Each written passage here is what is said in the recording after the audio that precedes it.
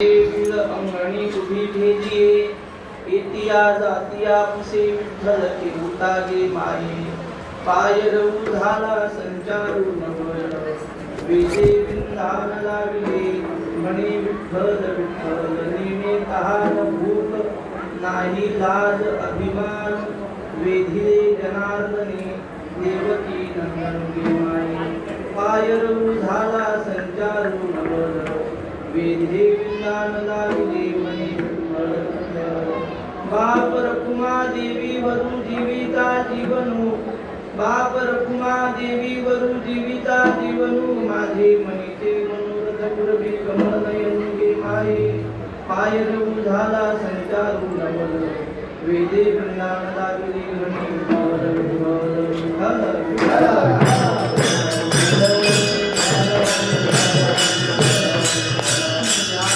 विठ्ठलाक्षं समपद कमलं पद्मपत्रायताक्षं गंभीर स्निग्धहासं कटिनहितकरं निगमीघारुहासं विद्युद्वासोवसानं मणिमयं मुकुटं कुण्डलोद्भासिगण्डं मायूरस्रविभूषाभयवरसहितं कौस्तुभोद्भासितांगं पांडुरंगाकरू प्रथम नमन दुसरे चरणा संतांची त्यांच्या कृपादाने कल्पिता विस्तारू भावार्य सर्वोदासकृपा नमामि सद्गुरुं शान्तं सच्चिदानंद विग्रहं पूर्ण ब्रह्म परानंद मीशमाधंदी वल्लभं सेवेलागी सेवक झालो तुमच्या लागलो निज चरणा अहो स्वामी कृपया देवा या वेळ करावा वेद पैल विळाची वीळ अंगणी उभी ठेजिये एतिया जातिया पुसे विठ्ठल केहुता गे माये पाय रऊ झाला संतारू नवल वेधे विंदान लाविले म्हणे विठ्ठल सेवेकरिता निवडलेला अभंग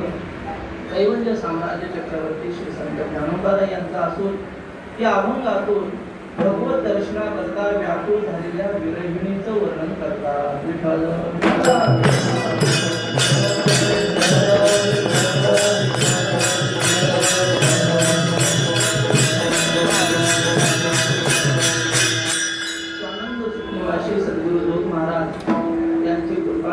शिष्य असलेले वैकुंठवासी मारुती महाराज यांच्या पुण्यतिथीचा उत्सव चालू आहे आणि आजचा 5वा दिवस प्रथम सत्राची सेवा माझ्यासारख्या सामान्य विद्यार्थ्याच्या वाट्याला आलेली आहे. मला आशीर्वाद देण्यासाठी आळंदीतले थोर महात्मे श्री गुरु पाटील काका श्री गुरु मारुती बाबा सांगत असतात की या आळंदीमध्ये एक जीवनमुक्त नेहमी करता असतात. आपल्याला कळेल न कळेल पण आळंदीमध्ये जीवनमुक्त महात्मा असतोच असतो. आता कोण असेल तर श्री गुरु बाबांच्या मताने श्री गुरु पाटील काका जीवनमुक्त महात्मे विठ्ठल.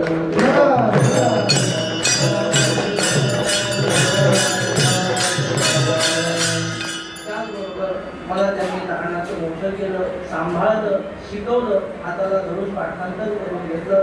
असे माझे श्री गुरु पांडुरंग महाराज क्षीरसागर समोर बसलेले ज्ञानेश्वरी कंठस्थ आहे. नुसती कंठस्थ नसून त्या ज्ञानेश्वरी प्रमाणे जीवन जगले. ज्ञानेश्वरीमध्ये सद्गुरूची सेवा कशी करावी हे ते 13व्या अध्यायात सांगितलंय माऊलींनी. तशी तंतोतंत सेवा परमहंस ब्रह्मराजाचार्य सद्गुरू आनंदाश्रम स्वामी महाराज यांची सेवा महाराजांनी केलेली आहे. नुसती केलेली नाही. ज्ञानोबा सांगतात जोपर्यंत हा देह असेल तोपर्यंतच गुरुची सेवा नाही, देह पडल्यानंतरही गुरुची सेवा करण्याची भावना ज्यांची आहे अशी श्री गुरु पांडुरंग महाराज. त्याचप्रमाणे विष्णू सहस्रनामाची साधना कशी करावी हे जगाला आदर्श देणारे आमचे मोरेकर भाऊ 108 विष्णू सहस्रनाम रोज म्हणतात. आपल्याला एकदा म्हणणं होईल म्हणजे 108 आणि एकादशी वगैरे असेल तर मग 200च्या पुढे आकडा जातो.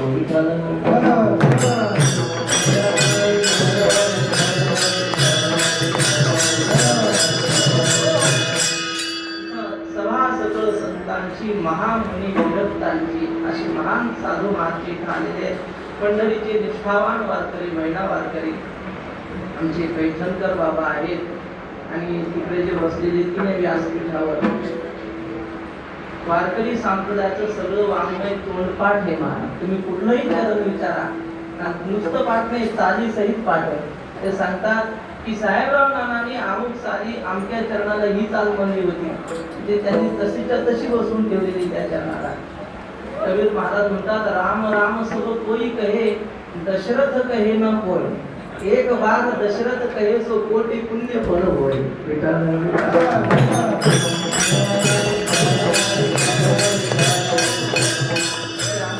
दशरथ बुवा जगताळे. आणखी संत महात्मे बसलेले. कोण जाणे कोणा घडे उपासना, कोण या वचना प्रतिपावे. आपल्या सर्व संत महात्म्यांच्या चरणी नतमस्तक होतो आणि अत्यंत मोजक्या वेळेमध्ये या अभंगावर बोलण्याचा प्रयत्न करणारे आमचे श्री गुरु भगवत महाराज मस्के सांगत असतात, जर अभंग मोठा घेतला तर समजायचं कीर्तनकार छोटा आहे. बरं का, अभंग मोठा घेतला तर कीर्तनकार छोटा आहे. अभंग छोटा घेतला तर समजायचं कीर्तनकार मोठा आहे. आता पुढचं सांगतो. कीर्तनकार छोटा असून अभंग जर मोठा घेतला, अभंग जर अवघड घेतला तर समजायचं कीर्तनकार छोटा नाही, मोठा नाही, खोटा आहे.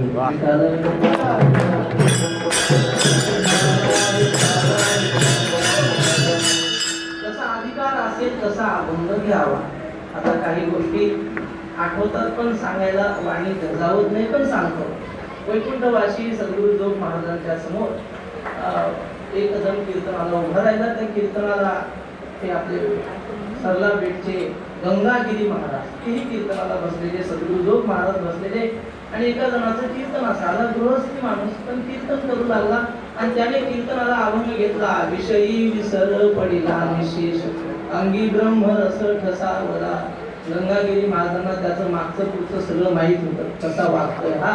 गंगागिरी महाराज म्हणजे, बाळ या अभंगावर तू कीर्तन करायचं नाही, हा अभंग जोग महाराज देऊ शकतात. म्हणजे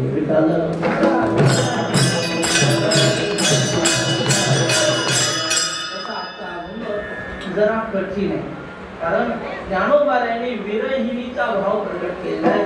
विरहिणीचा म्हणण्यापेक्षा माऊलींनी स्वतःच्याच अंतःकरणातील तळमळ विरहिणीच्या माध्यमातून प्रकट केलेली आहे. ज्ञानोबाऱ्यांना भक्ती प्रेमाची फार मोठी आवड आहे. जरी ज्ञानोबाराय ज्ञानी असले, योग्यांचे मायबाप असले, तरी माऊलींची स्वाभाविक प्रवृत्ती भक्तीकडे आहे.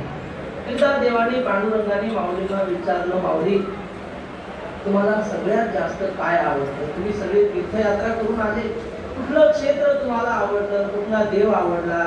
एखादे संत आवडले? अत्यंत जीवापासून तुम्हाला काय आवडतं ते सांगा. ज्ञानेश्वर महाराज म्हटले, देवा खरं सांगू, तुझी शपथ घेऊन सांगतो, तुझ्याशिवाय दुसरं मला कोणी आवडत नाही. तुझी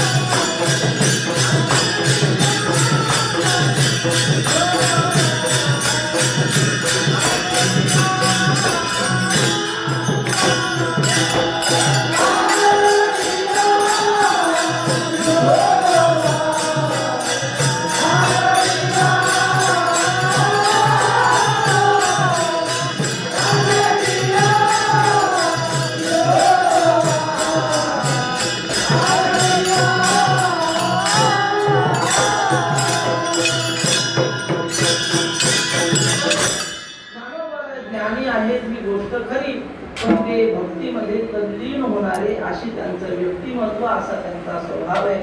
जगद्गुरु शंकराचार्यांनी सुद्धा देवाकडे असं आपलं मत प्रगट केलं की देवा, मला माहिती आहे तुझ्यात आणि माझ्यात किंचितही भेद नाही. सत्यपि भेदापगमे नाथ तवाहं न मामकी नस्त्वं सामुद्रो हि तरंगः समुद्रो न तारंगः. आचार्य म्हणतात देवा, तुझ्यात आणि माझ्या स्वरूपात भेद नाही ही गोष्ट खरी, पण म्हटले मला भक्ती करायची ना, त्यामुळं म्हटले समुद्राच्या तरंगाचं समुद्राचं जसं नातं असतं ना, तरंग आणि समुद्र वेगळा नाही, पण तरी सुद्धा लोक बोलताना समुद्राची लाट असं म्हणतात, लाटेचा समुद्र म्हणत नाही.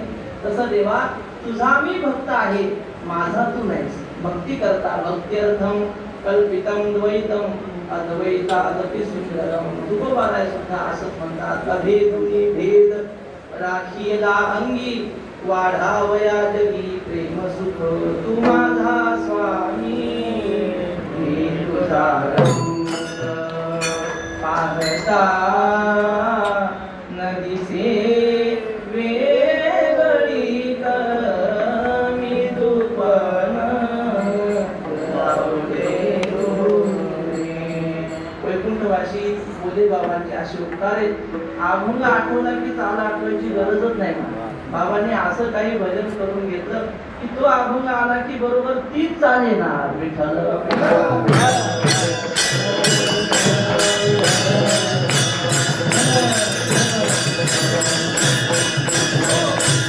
असे भक्तीमध्ये तल्लीन झालेले वारकरी संप्रदायाचे सगळे महात्मे आणि ज्ञानोबाराय, त्या भक्त शिरोमणी असलेले ज्ञानोबाराय एका गवळणीचं गोपीचं वर्णन करतात. भगवत दर्शनासाठी तिची जी व्याकुळता झालेली आहे त्या व्याकुळतेचं वर्णन करतात. आता जो अभंग घेतला की विरहिणीचे अभंग आहे. दोन शब्द आहेत, विराणी आणि विरहिणी असे दोन शब्द आहेत. दिसायला शब्द जरा सारखे वाटले तरी अर्थ मात्र भिन्न आहे. विराणी म्हणजे वीराची भाषा. वीर शब्द पुल्लिंगी, त्याचं स्त्रीलिंगी विराणी. वीराची वीरतेची भाषा जिथं असेल तिथं विराणीचे अभंग. मरणा ही आधी राहिलो मरुणी मग केले मनी होते तैसे आता तुम्ही पहा आमुचे नवल. तुकाराम महाराज वीराची भाषा जिथं बोलतात, पराक्रमाची भाषा बोलतात. आता काही झालं तर चालेल, आता मी मागं फिरणार नाही. घरी झाले पट्टराणी बळे वरिले सावळे परब्रह्म. आता म्हटले आम्ही मागं फिरणार नाही. आळ आला होता आम्ही भांडखोरी. तुका म्हणे खरी केली मात. हे विराणीचे अभंग आहेत. आणि जिथं भगवत दर्शनाची व्याकुळता असते तिथं विरहिणीचे अभंग.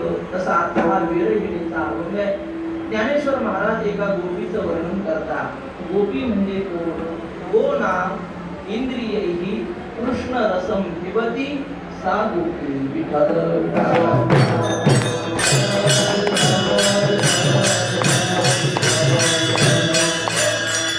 अशी जी गोपी आहे, नेहमी भगवान श्रीकृष्णाचं ध्यान करणारी, तिच्या मनामध्ये जी व्याकुळता निर्माण झाली, ज्ञानेश्वर महाराज म्हणतात भगवत दर्शनाची व्याकुळता, देवाविषयीची आवड ही सहजासहजी कोणाच्याही मनात निर्माण होत नाही. त्याकरता काहीतरी पूर्व पुण्याही लागते. आपण छोटंसं मीराबाईचं उदाहरण पाहू. संत श्री मीराबाईचा कुठलाही अभंग काढा, त्याच्यात शेवटी गिरीधर हा शब्द आपल्याला सापडतो. मीरा के प्रभू गिरीधर नागर. कोणती गवळण काढा नाही तर अभंग काढा. कोणाला उद्देशून म्हटलंय? भगवान श्रीकृष्णाला. गिरीधर, गिरीधर कृष्णालाच का म्हटलं? म्हटले तसे पर्वत तर अनेकांनी उचलले, पण कबीर महाराज म्हणतात हे पहा, मोठ्या माणसाची बढाई होते, गरीबाला कोण विचारतं? त्या श्रीकृष्णाने फक्त एकदाच पर्वत उचलला, त्याचं नावच गिरीधर पडलं. आमच्या मारुतीनं किती उचलले त्याची काही गणती नाही, पण मारुतीला कोण गणती म्हणतो, कोण गिरीधर म्हणतो?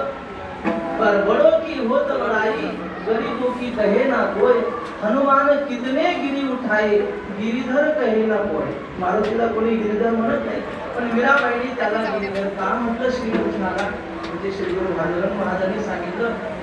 मीराबाई सांगते की मागच्या जन्मात गुरुकुळातली गोपी आणि सासूरवाशी तिच्या सासूने सांगितलं हे बघ, त्या कृष्णाच्या दर्शनाला जायचं नाही. एकदा का त्याचं दर्शन घेतलं की मग तू आमच्या कामाची राहणार नाहीस. तू वेडी होशील. देखीला डोळा तोची वदनी उच्चारी.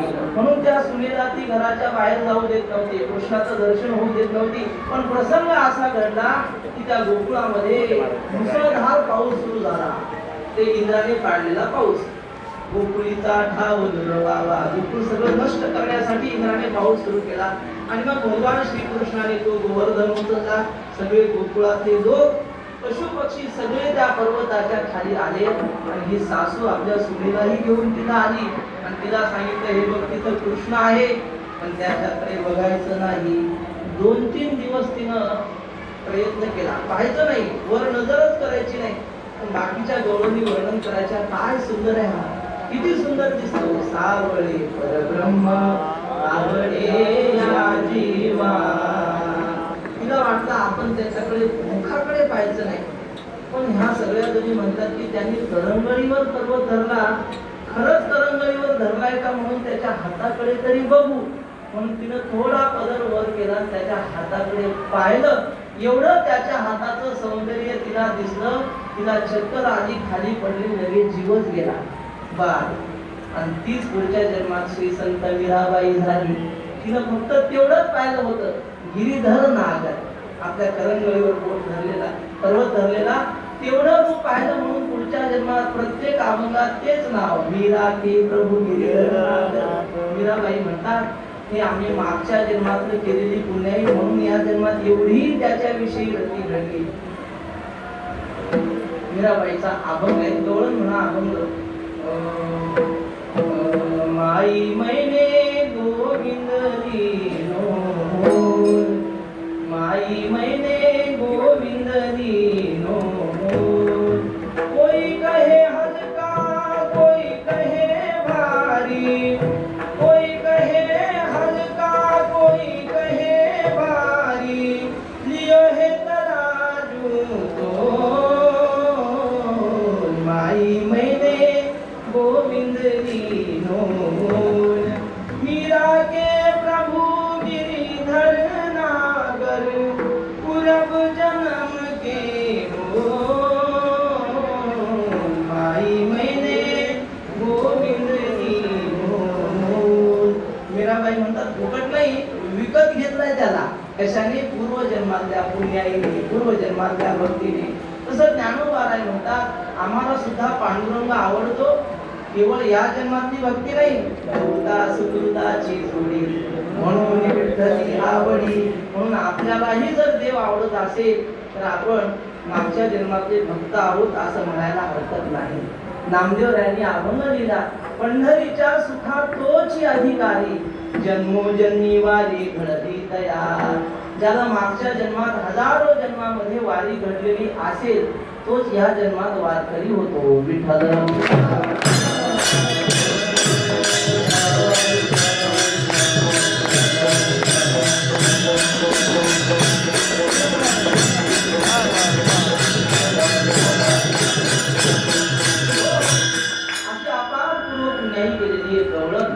भगवत दर्शनासाठी व्याकुळ झालेली ज्ञानोबारायांनी तिच्याकडे पाहिलं, तंतोतंत तिचं वर्णन करून ठेवलंय. तुकोबारायांच्याही जीवनात असा प्रसंग घडला की तुकाराम महाराजांनी आयुष्यभर वारी केली, पण एका आषाढी वारीच्या वेळी म्हणजे अशीच वेळ होती, पण तुकाराम महाराज अत्यंत म्हणजे गंभीर आजारी पडले.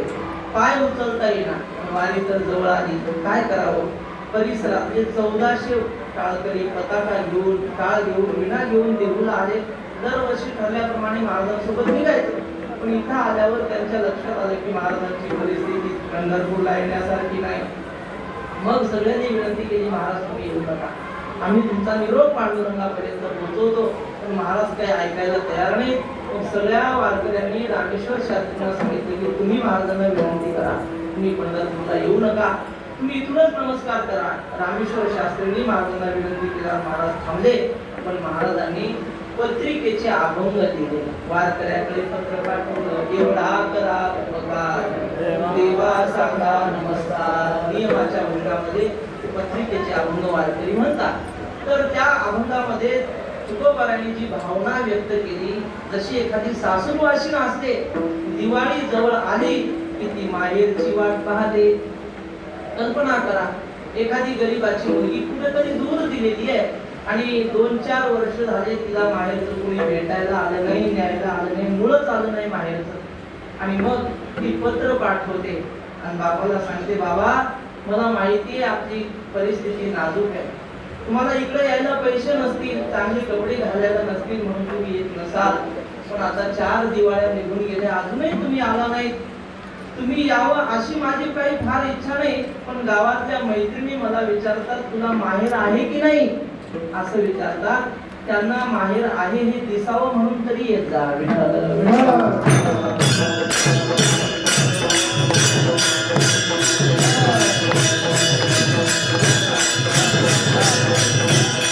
माहेर आहे से लौकिकी कळावे, निढळ वरवे शोभा निधी. लोकांना दिसावं मला माहेर आहे म्हणून तरी येत जा. तिची जशी व्याकुळता असते आई वडिलांना भेटण्यासाठी, तशी तुकोबाराय म्हणतात माझी सुद्धा व्याकुळता. दिवाळीच्या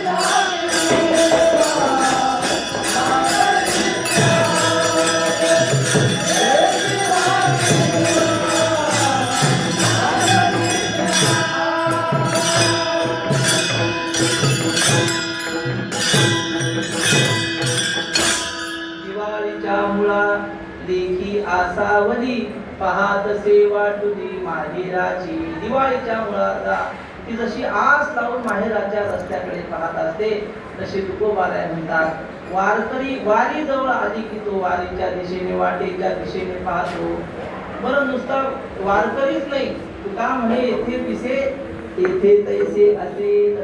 तो देव सुद्धा वारकऱ्याची वाट पाहतो. रात्री आपण कीर्तनात ऐकलं, श्री गुरु पांडुरंग महाराज सांगतात वारी जवळ आली, दिंड्या निघाल्या की देव मंदिराच्या शिखरावर चढतो, पंढरपूरच्या मंदिरावर, आणि तिथं उभं राहून पाहतो माझे वारकरी कुठपर्यंत आले. वाट पाहे उभा भेटीची आवडी, कृपाळू तातडी तावीळ. देवालाही वारकऱ्याची तशी आवड आहे.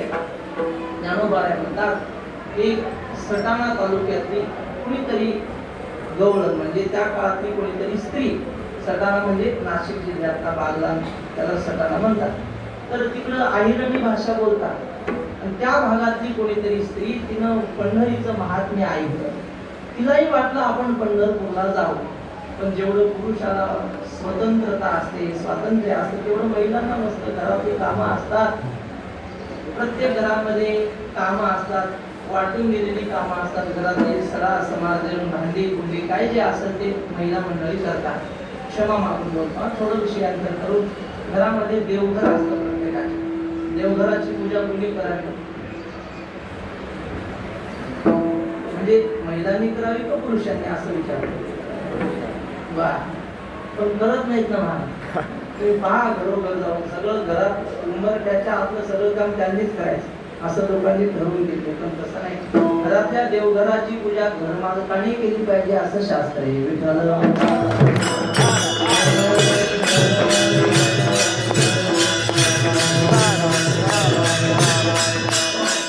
पिता रक्षति कौमारे भरता रक्षति यौवने रक्षन्ति स्थविरे पुत्राः नसती स्वातंत्र्य मर्दती, स्त्रीच्या जीवनामध्ये स्वातंत्र्य नाही.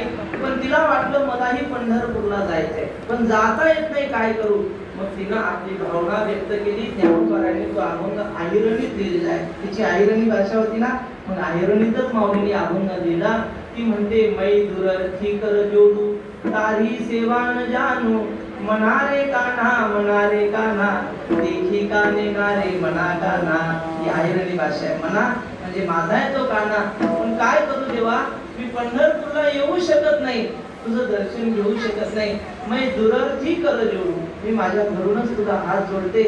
घटी पटी विचार खंडे भाले तलवार, माझ्या अंगावर फाटकी कापडे, पण तू मोठा राजा आहेस, आपली भेट होईल की नाही माहित नाही.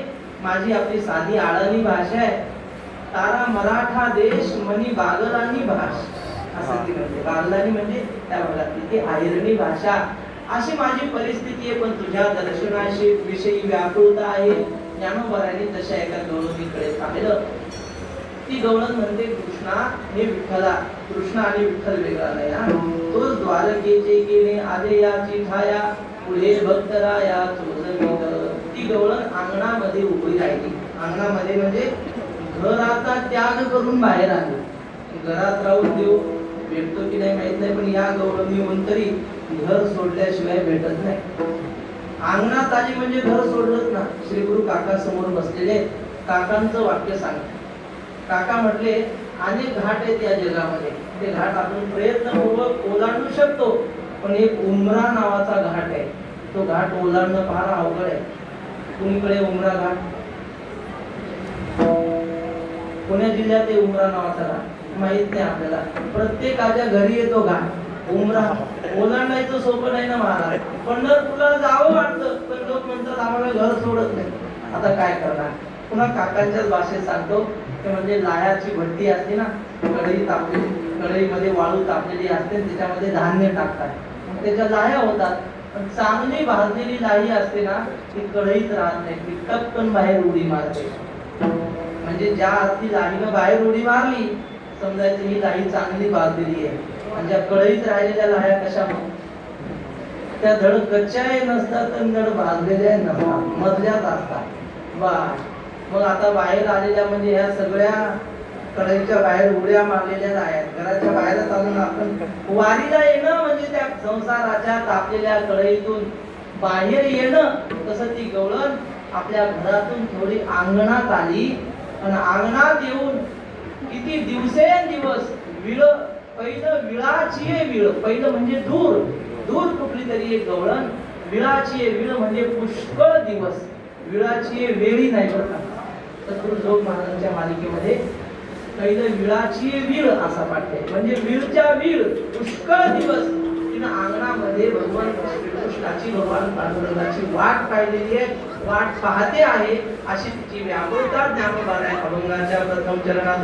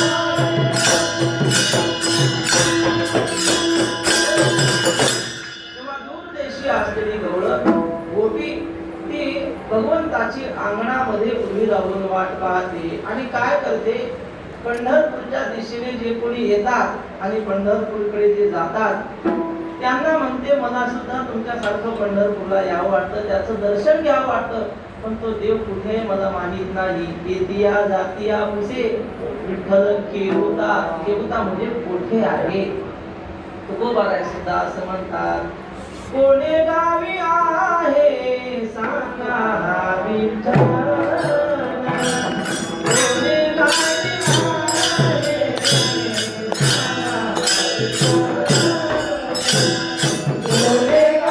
आहे सांगा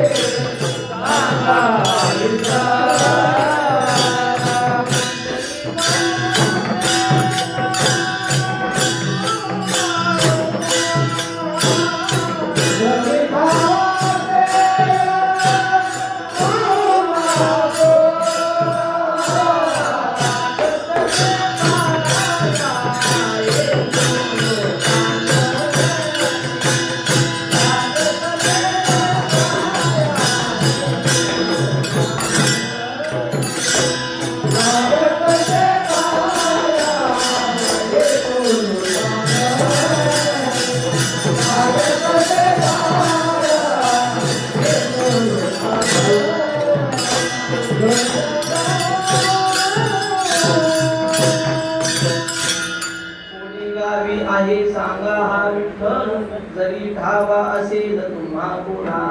ती गवळण प्रत्येकाला विचारते, कुठे तो विठ्ठल, कुठे तो पांडुरंग, असं विचारते.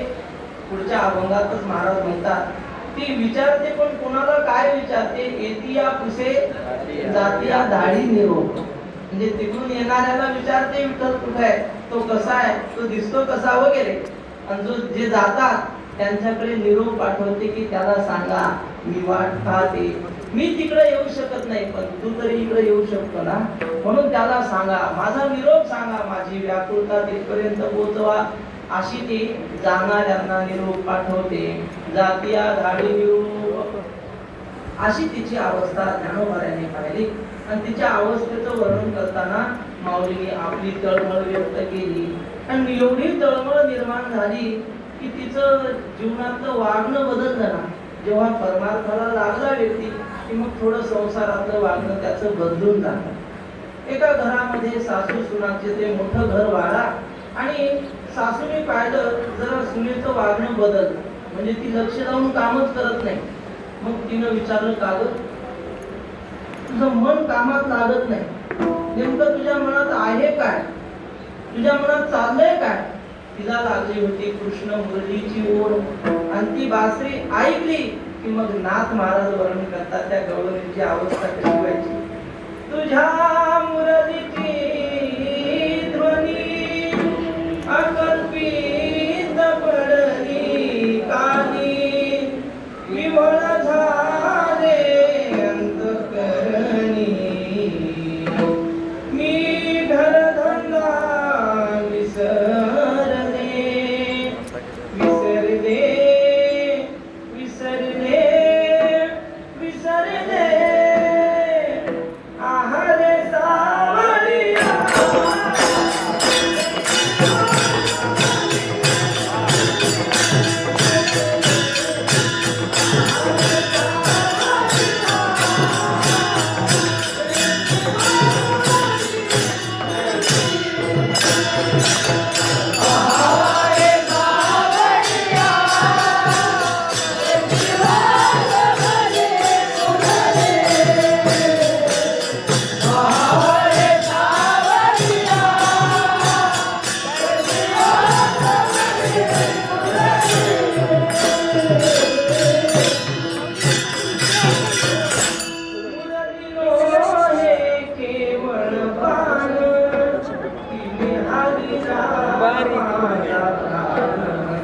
संसार केला नानादीन,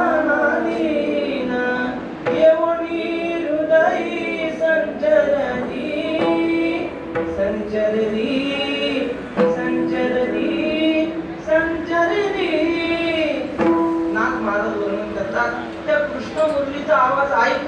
की ह्यांचा घरधंदा सगळं विसरून जायचा. श्री गुरु राऊत बाबा सांगतात, एका घरी पाहुणे येणार होते मुलीला पाहण्यासाठी.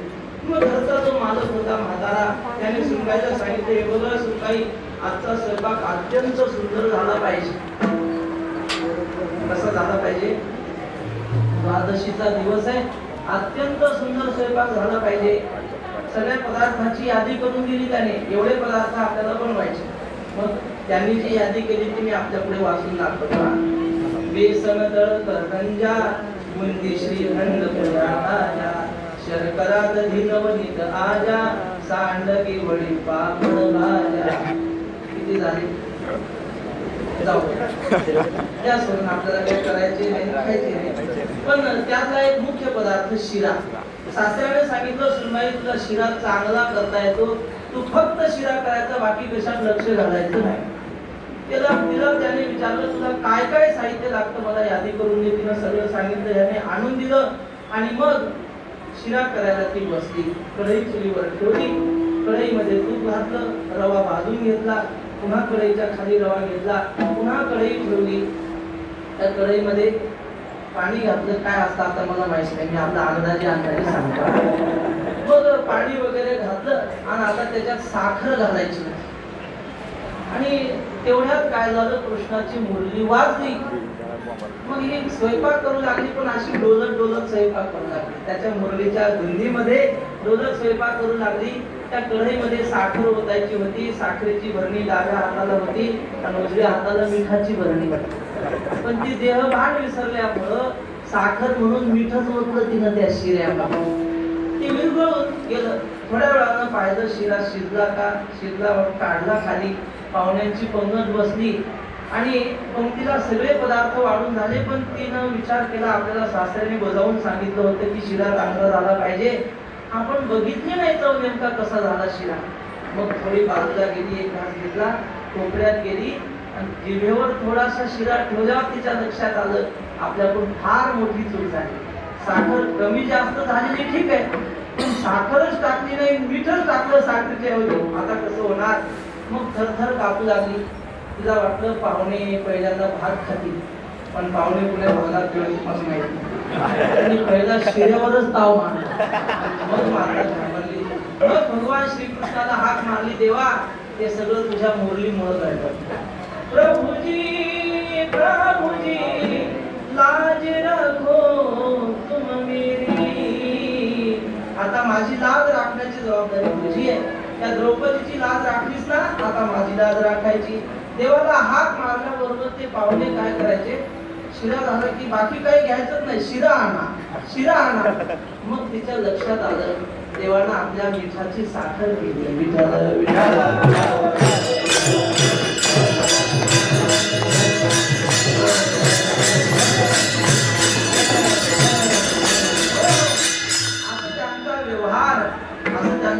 व्यावहारिक जीवन सगळं बिघडून जायचं.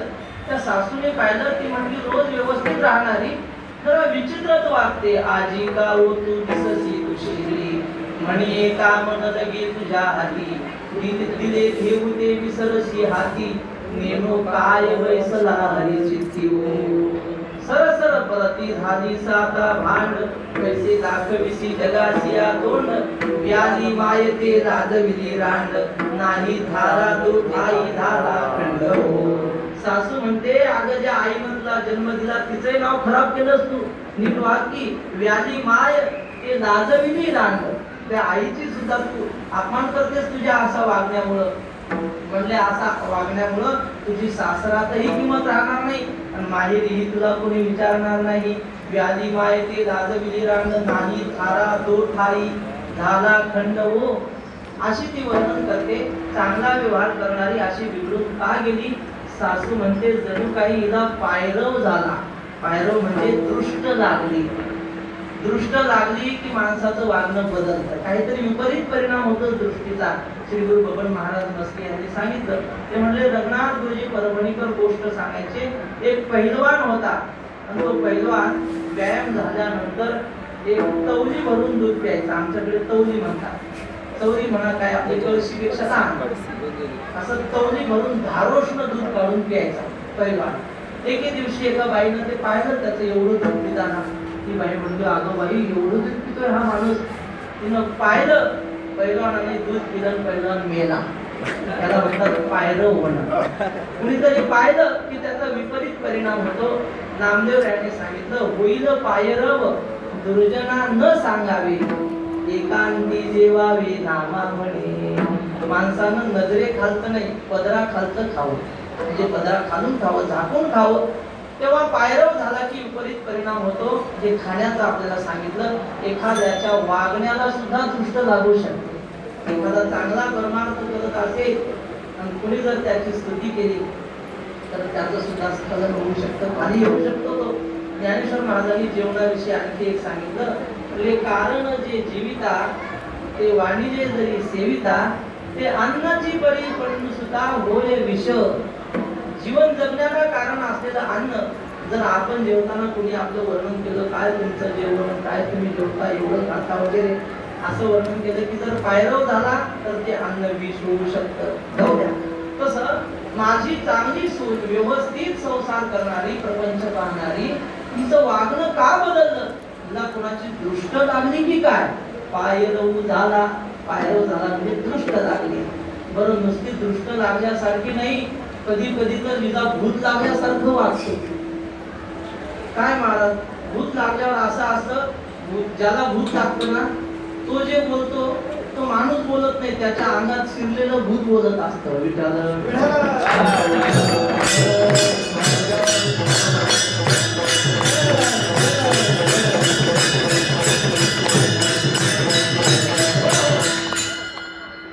त्या रुक्मिणी मातेला भगवान श्रीकृष्णाची कीर्ती ऐकली. कीर्ती ऐकल्यावर तिच्या अंगाचा थरकाप होऊ लागला. नाथ महाराजांनी रुक्मिणी स्वयंवरात वर्णन केलंय. अंग जाहले रोमांचित, कंठी बाष्प पै दाटत, शरीर चळचळा कापत, पडे मूर्छित धरणी. ती रुक्मिणी धरणीवर पडू लागली, थरथर अंग कापू लागलं, दरदरून घाम आला तिला. एक म्हणती धरा धरा, एक पल्लवे घालिती वारा, एक म्हणती हे सुंदरा, कृष्ण कीर्तीने झडपली. त्या बाया म्हणू लागल्या, अगं हिला कृष्ण कीर्तीचं भूत लागलंय, संचार झाला म्हणून ही अशी वेड्यासारखी करते. तुकाराम महाराजांनी सुद्धा त्याला भूतच म्हटलंय. म्हणजे साधं भूत नाही, काळं भूत आहे, पण लहान नाही, मोठं आहे. पंढरीचे भूत मोठे, आल्या गेल्या झडपी वाटे. आणि ते सुद्धा एकदा लागलं की पुन्हा किती मांत्रिकांना उतरवण्याचा प्रयत्न करा, ते संसाराचं भूत निघतं पण देव लागलेला निघत नाही. महाराज तुकाराम महाराज सुद्धा म्हणतात, आम्हाला तो त्याचा संचार झाला. संचार झाल्यामुळं अशी आमची अवस्था झाली.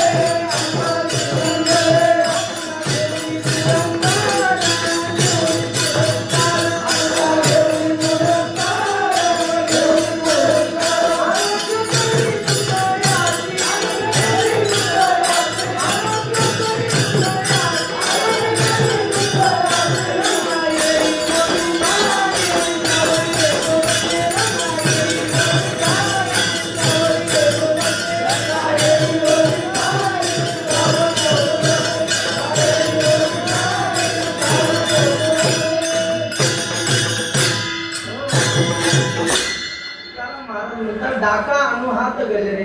काही लोकांना वाद्य वाजले की अंगात येतात, की आपले म्हणतात इथं वाजू नये, पुढं चला, त्यांच्या अंगात आहे. तसं तुकाराम महाराज म्हणतात, हे टाळ मृदंग वाजले, डाका अनुहात गजरे, येऊनी अंगाशी संचय. मग आमच्या अंगात येतं. मग किती वेळ कीर्तन झालं ते काय आम्हाला भान राहत नाही. येऊनी अंगाशी संचरे, आपला घेऊन पुरस्कार आरोग्य करीत काही अशी असा संचार होतो महाराज देवाचा. देव अंगात येतो. ती सासू म्हणते जणू काही हिच्या अंगात संचारच झाला. ज्ञानेश्वर महाराजांनी अनेक प्रकारची भूत सांगितली.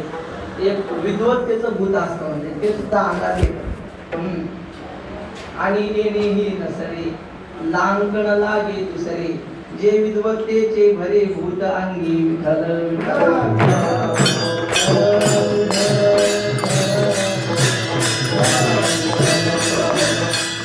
विद्वत्तेचं भूत अंगात शिरलं की तो कोणाला मानायला तयार नाही, तो त्याच्या मस्तीतच राहतो. तसे भक्तीचं भूत आहे, प्रेमाचं भूत आहे. हे एकदा अंगामध्ये शिरलं की मग देवाशिवाय दुसरं काही आठवत नाही. चालताना, बोलताना, निजलेला असताना, झोपलेला असताना, स्वप्नामध्ये सुद्धा त्याचाच गजर सुरू राहतो, त्याचंच नाम मुखामध्ये राहतं. काय पायरऊ झाला संचारू नवल वेधे. वेधे म्हणजे त्याच्या आवडीनं. वेध म्हणजे काय, परवा काकाने सांगितलं, एखादा मुलगा कुठेतरी दूर अमेरिकेत असावा, 10-5 वर्ष तो गावाकडे आलेला नाही, आणि मग निरोप आला, आईला सांगितलं की आई मी या वर्षीच्या दिवाळीला अमेरिकेहून आपल्याकडे येतो आहे. आणि मग आई विचार करते, अमुक तारखेला तो निघणार होता, आता विमानात बसला असेल, आता हाँगकाँगला आला असेल, आता तिथून मुंबईच्या विमानात बसला असेल, आता मुंबईला विमान उतरला असेल, आता रिक्षात बसला असेल, इथं आला असेल. असं सारखं आईच्या मनात ते चक्र सुरू राहते, याला म्हणतात वेध लागणं. तसं ह्या गवळणीच्या गोपीच्या मनात सारखा वेध लागलेला होता. ज्ञानेश्वर महाराजांनी उदाहरण दिलं, का केळवली नोवरी, ना तरी केळवली नोवरी, का संन्याशी जिया पडी. एखाद्या मुलीची सोयरीक झाली, सोयरीक झाल्यानंतर ती मुलगी फक्त देहानच बापाच्या घरी असते. माऊली म्हणतात सारखं तिच्या मनात असं, सासरा कसा असेल, सासू कशी असेल, घर कसं असेल, बर घरात सगळी व्यवस्था असेल की नाही, बरं बाकी काही असो, पण तो कसा असेल याचं सारखं चिंतन चालू असतं. केळवली नोवली. जसं तिची अवस्था तशी ही गोपी सुद्धा, मला देवाची भेट झाल्यानंतर किती आनंद होईल, तो कसा असेल, त्याचं पंढरपूर कसा असेल, असा सारखा मनामध्ये तिच्या वेध चालू आहे, विचार चालू आहे, तीव्र तळमळ चालू आहे. आणि त्यामुळं काय झालं, वेधे विंदाण लागले. त्या वेधामुळं चमत्कार झाला. काय चमत्कार झाला, वेधे विंदाण लाविले म्हणे विठ्ठल विठ्ठल, सारखी विठ्ठल विठ्ठल म्हणू लागली, अशी तिची अवस्था झाली. विठ्ठल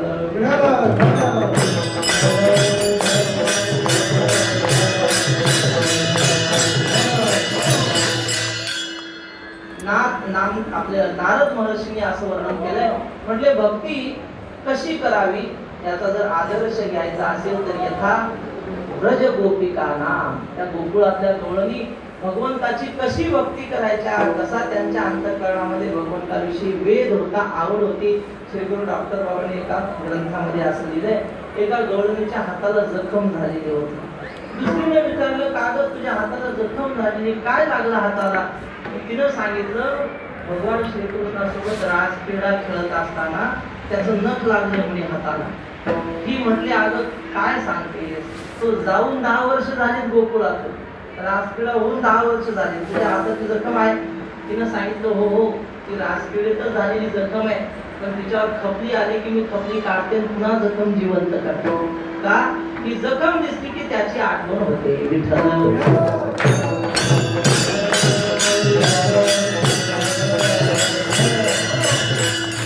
मीराबाईंनी त्या प्रसंगाचं वर्णन केले, जेव्हा तो श्रीकृष्ण गोकुळ सोडून मथुरेला निघून गेला, त्या गवळणी शोक करत होत्या आणि कृष्णाला म्हणत होत्या, कृष्णा तुला जर आम्हाला सोडून जायचंच होतं ना, तर मग आधी आम्हाला प्रेम का लावलंस, आधी आम्हाला आपल्या प्रेमामध्ये का बांधून घेतलंस?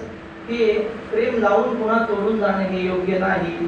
काहे कुपीत लगाई हरी तुम, काहे कुपीत लगाई, प्रीत लगाई पर दुख दिनो, कैसी राजन आई हरी तुम, काहे कुपीत लगाई. एक गवळण म्हटली, कृष्णा तुला काय वाटतं, तू गोकुळ सोडून मथुरेला गेला म्हणजे फार पराक्रम केला का? गोकुळ छाड मथुरे पूजाए, वामे कोण बराई हरी तुम, काहे कुपीत लगाई. त्या गवळणी म्हणतात, जा आम्हाला सोडून गेलास ना, कुठेच आपण बाबा आनंदाने राहा. मीरा के प्रभु गिरिधर नागर, तुमको नंद दुआई हरी, तुम काही प्रीत लगाई. जा आमच्या सगळ्यांचा तुला आशीर्वाद आहे. सांगण्याचं तात्पर्य त्या गवळणीच्या अंतःकरणातला जो वेद आहे, माऊलींची वेद असा शब्द असलेली एक गवळण आहे. आधी दृष्टांत सांगतो मग गवळण म्हणतो. श्री गुरु चैतन्य महाराज सांगत असतात, ते म्हटले पहाटे 5ची वेळ असेल. गवळणी अंगण झाडण्यासाठी सडा टाकण्यासाठी बाहेर आल्या. एक गवळण दुसरीला सांगू लागली, अगं आज मला फार आनंद झाला. म्हटले काय आनंद होण्याचं कारण? म्हटले माझ्या स्वप्नामध्ये श्रीकृष्ण आला आणि त्याने स्वप्नात येऊन मला लोणी खायला मागितलं. मी लोणी आणायला घरात गेले आणि लोणी घेऊन आले. तेवढ्यात पाहते तर तो श्रीकृष्ण म्हणजे गुप्त झाला, दिसेनासा झाला. ही गवळण म्हटली, बाई तू भाग्यवान आहेस, तुला स्वप्नात का असेना त्याचं दर्शन झालं. मला तर तो गेल्यापासून अजून त्याचं दर्शन नाही. मी म्हटली अगं सोपं आहे ना, झोपताना त्याचं चिंतन करून झोपायचं म्हणजे स्वप्न त्याचंच पडतं. जागता जवळ अशी दे तव जेणे ध्याने भावना भावी दे, डोळा लागत ठेव देखील तेची स्वप्ने. ज्ञानोबा म्हणतात तसं ते तू काय कर, झोपण्याच्या आधी त्याचं चिंतन करून मग झोप. ती म्हटली बाई तसं मला स्वप्न पडू शकत नाही आणि मला त्याचं दर्शनही होऊ शकत नाही. ती म्हटली असं का म्हणतेस? तिनं सांगितलं, बाई तो कृष्ण गोकुळातून गेल्यापासून अजून माझ्या डोळ्याला डोळा नाही, झोपच लागत नाही तर स्वप्न पडेल कसं? अस्माकं तु गते कृष्णे गता निद्रा पि वैरिणी. जसा तो कृष्ण गेला ना, त्याच्या सोबत आमची वैरिणी निद्रा सुद्धा निघून गेली.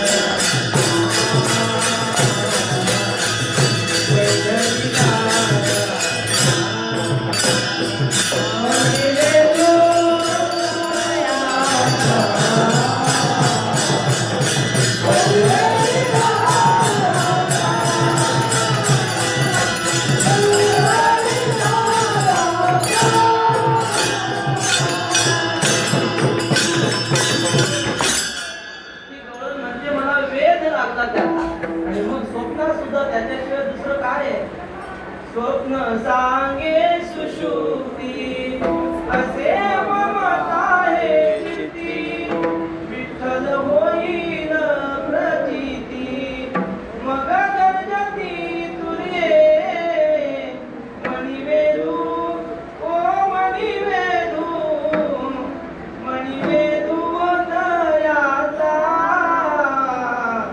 पंढरी रायाचा पंढरी रायाचा वेध लागलेला आहे पायरू झाला संचारू नवल विधी बिंदाणला विधी म्हणे विठ्ठल विठ्ठल. बाकीच्या काही म्हणायचं कारण तू त्याच्याकडे जायला निघालीस ही गोष्ट खरी, पण त्याने तुझा स्वीकार केला पाहिजे ना. तू म्हणतेस की आता मी त्याचा स्वीकार करीन, त्याला सोडून जाणार नाही. पण तुला जरी तो आवडत असला तरी त्याला तू आवडली पाहिजे. तुला जर त्याने घरात घेतलं नाही, तुला जर त्याने अंगावर घालायला कपडे दिले नाही तर काय करशील? ती म्हटली काळजी करू नका. त्याने जर मला घालायला कपडे चांगले दिले नाही ना, मी अंगावर भोतळे पांघरून राहील त्याच्या दारात, तर त्याचं दार सोडणार नाही. पाचा दामाचा घोंगडा देशील,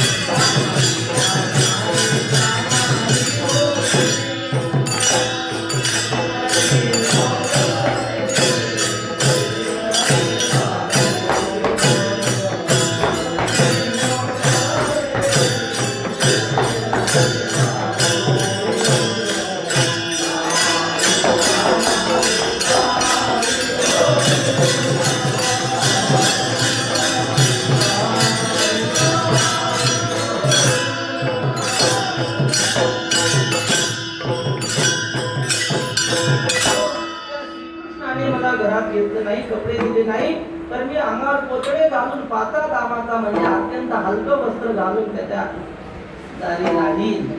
सहज आठवलेला सांगतो.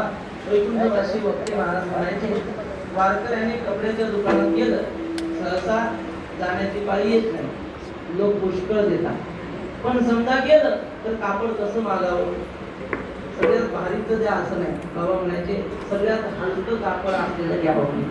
कारण तुकाराम महाराजांनी दिले, साधकाची दशा उदास असावी. पण आता याचं उलट झालं, साधकाची दशा झिकास असावी.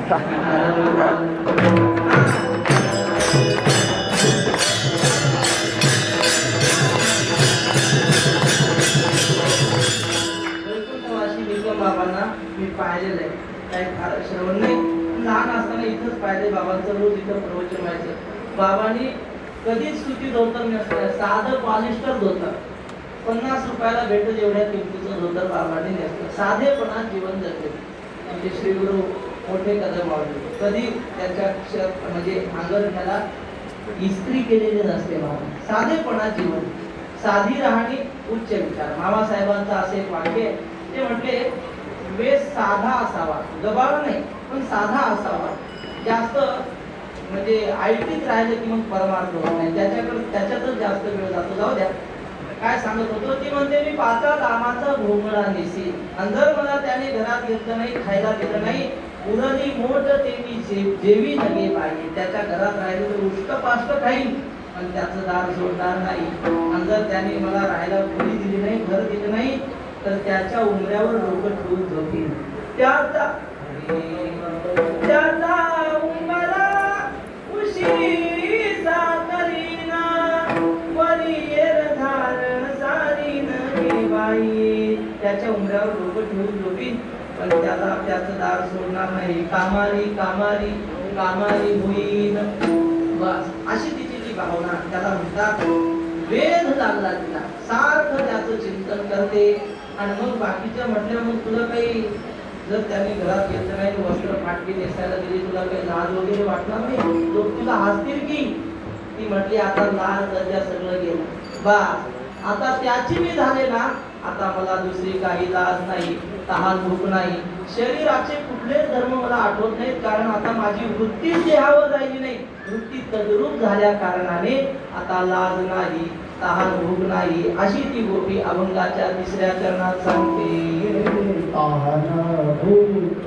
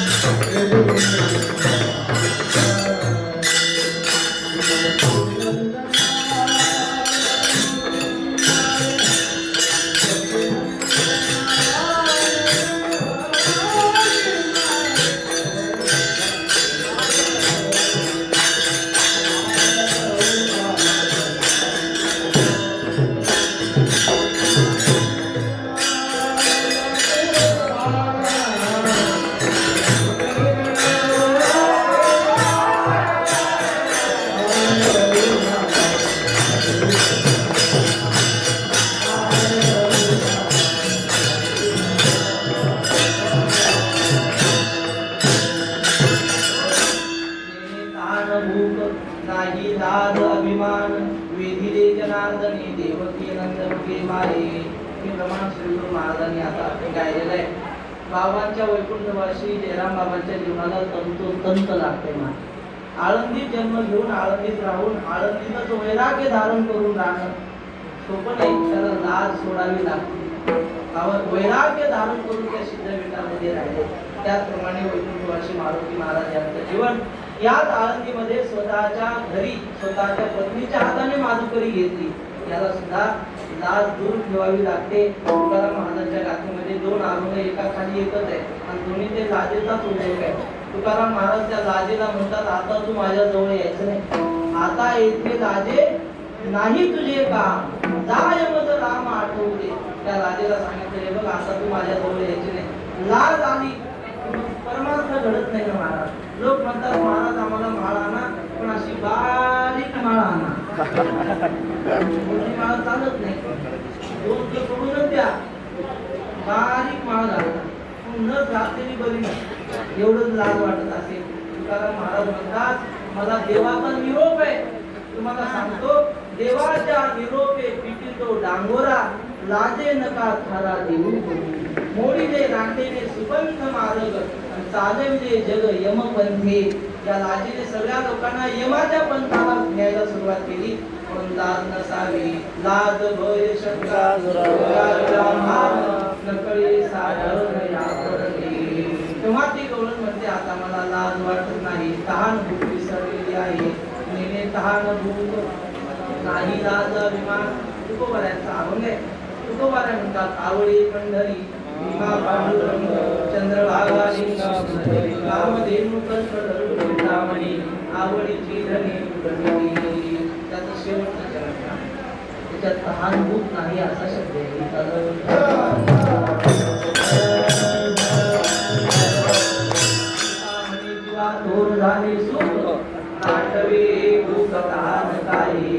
आता त्याची गोडी लागल्यामुळं आता तहानही आठवत नाही, आता भूकही आठवत नाही. कृष्णाची या सुखे भूक नाही तहान, झाले समाधान सगळा. वा, त्या पर्वताच्या खाली 7 दिवस होते हे सगळे गोवर्धनाच्या खाली. तिथं आता संध्याकाळ झाली की जेवणाची वेळ व्हायची. पण म्हणजे 7 दिवस राहिले, पण कोणाला भूकही लागली नाही, तहानही लागली. 7 दिवस म्हणजे सप्ताह झाला, पण अन्नदात्यांची गरज नाही. बिना पंक्तीचा सप्ताह झाला. असं कसं काय झालं? त्यांना भूका का लागल्या नाही? त्याचं कारण कृष्णाची या सुखे भूक नाही तान केले समाधान सगळा. त्या भगवान श्रीकृष्णाने आपल्या सुखाने भक्ती सुखाने त्यांना तृप्त ठेवलं. ज्ञानेश्वर महाराज म्हणतात, जर अमृताचा निर्झरू प्रसवे दयाचा जठरू, दया क्षुधे तृषेचा अर्थ हीच नाही. त्याच्या हृदयामध्ये अमृताचा जरा सुख असेल, त्याला तहान भूक काय लागणार आहे महाराज? त्याला तहान भूक लागू शकत नाही.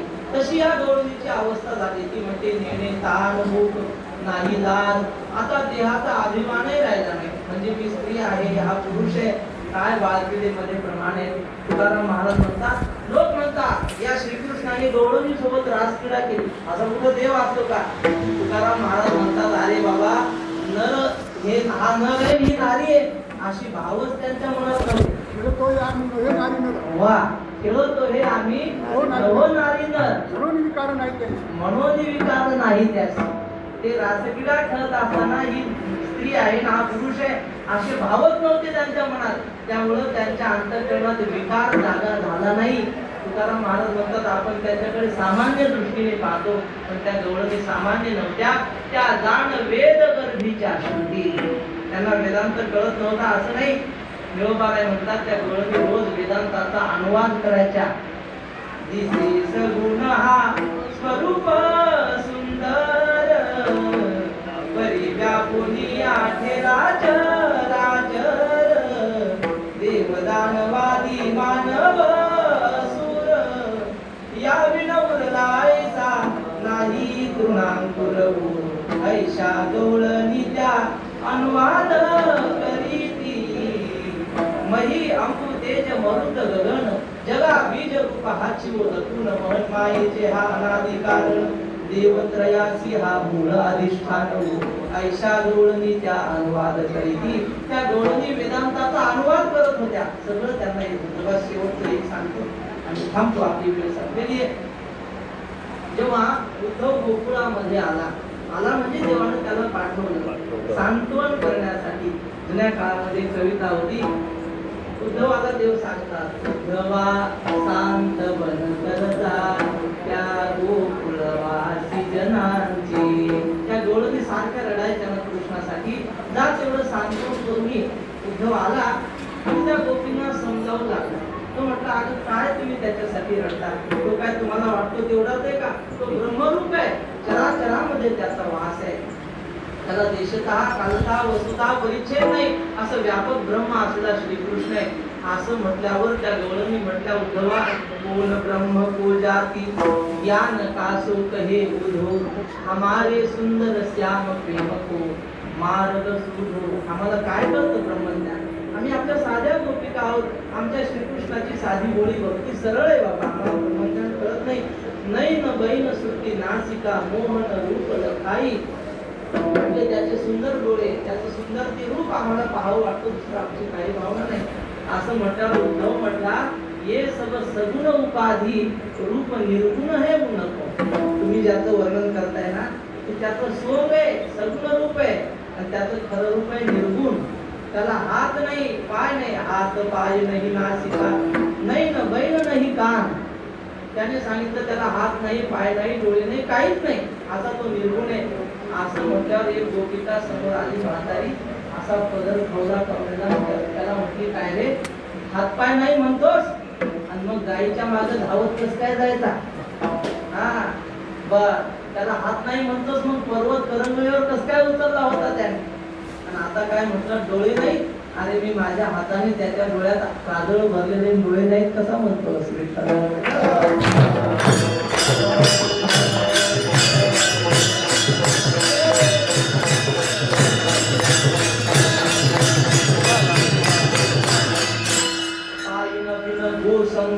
बन बन को धायो, म्हणजे पाय नाही तर गायीच्या मागे कोण धावला?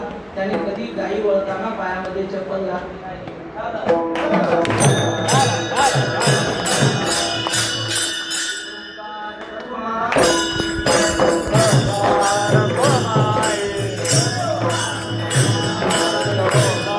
जीविता जीवन माझे मनीचे मनोरथ होती कमळ नाही दोघे माये.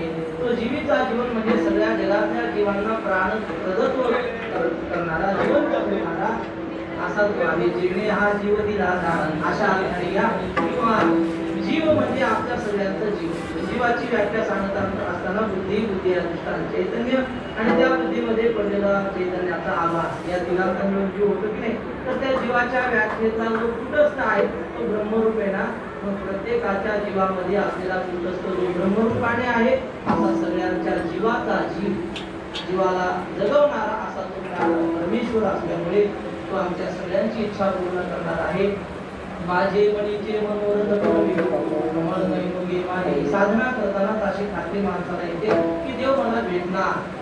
ज्ञानोबारायांनी कावळ्याला विनंती केली की कावळ्या, लवकर माझा पांडुरंगाचा निरोप आण. पहिलं तो गे कारू शकून गे माये उडरे काहू तुझे सोनी मळीन पाहू. त्या कावळ्याला ज्ञानेश्वर महाराज म्हणतात, देव कावळ्या, तुला मी फुकट सांगत नाही निरोप पाठवायला.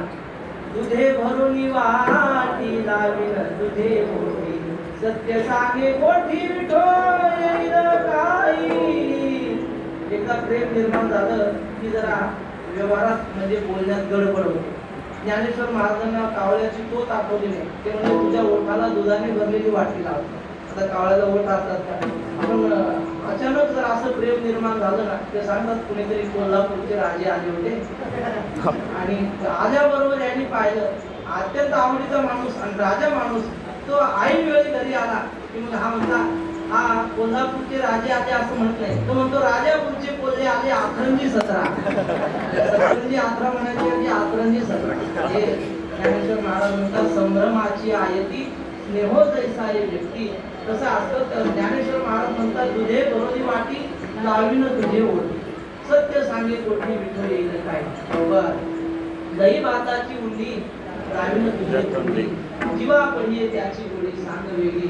श्री गुरु मारुती बाबा सांगतात, तो कावळा म्हणला, आम्ही काही दही दूध खाणारे काय पैलवान आहेत की काय, आम्ही आपले पक्षी फळ खाणारे.